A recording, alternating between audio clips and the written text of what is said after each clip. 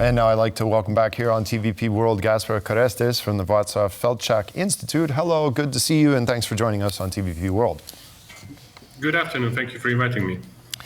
Now, I was just at the NATO summit last week, the Foreign Ministers Summit in Prague, and one of the big things that we heard there is just how sick and tired most European leaders are and foreign ministers are of Viktor Orban holding up all of the aid for Ukraine, sanctions, potential sanctions, another sanctions package that they want to place on Russia. And it's all thanks to Hungary. Now we hear out of Belgium about the desire to apply Article 7 on Hungary. Let's start off with those possibilities. Do you think, would anybody, now that Poland is out of the picture, would anybody step in to defend Hungary in the case that the European Union decides to go ahead with Article 7? Well, actually, it was a bit of a disappointment for the Hungarian government to hear that the Article 7 procedure was finally ended in connection with Poland. And the Minister for EU Relations, János Boka, had even sent a letter to Brussels official that is a double standard. Since Poland hasn't fulfilled really its requirement, and Hungary has almost fulfilled every requirement and still is under the procedure. So. But replying to your question, I don't think there is a strong supporter for Hungary in the EU now. Right. So the question is, do you think that this will go through? Will Hungary, for instance, will Slovakia replace Poland as the sort of a country that has a power to veto this? Well, Slovakia has other difficulties now, so it's hard to predict. But the truth is that is why the whole EU campaign is such strong and vivid and fierce. Now that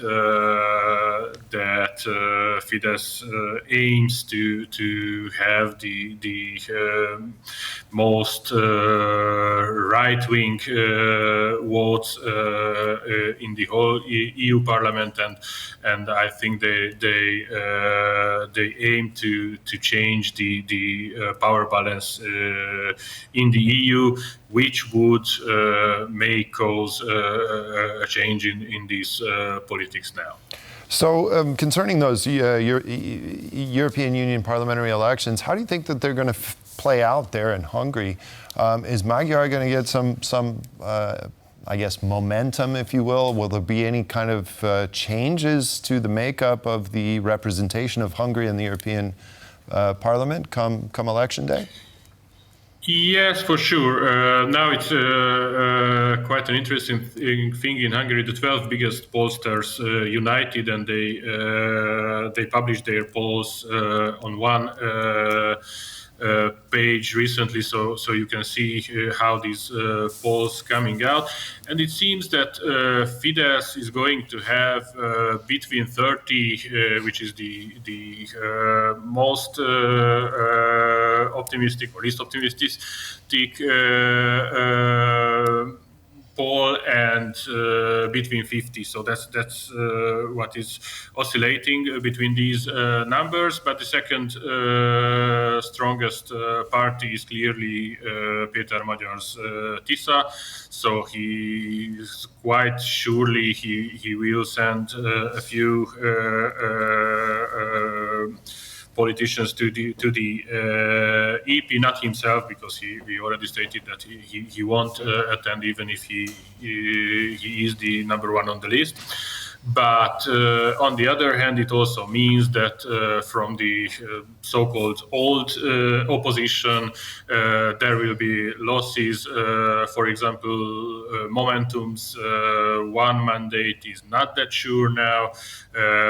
For sure, the Democratic coalition led by Gyurcsány Ferenc will gain less than earlier.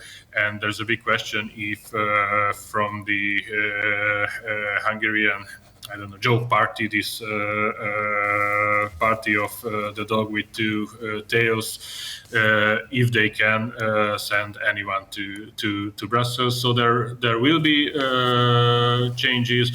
As for Fidesz,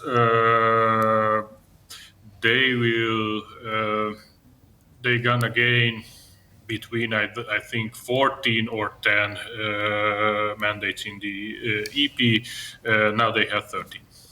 Right, so given Fidesz's sort of waning support at home and also these pressures from the EU, do you think that Viktor Orbán could make some concessions?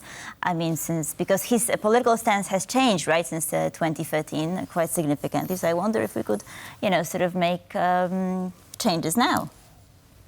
Well, actually, Péter Magyar says always that the oppression from or suppression from Brussels, it's actually a fuel for Orban. The bigger the Brussels oppression is, the stronger Fidesz becomes.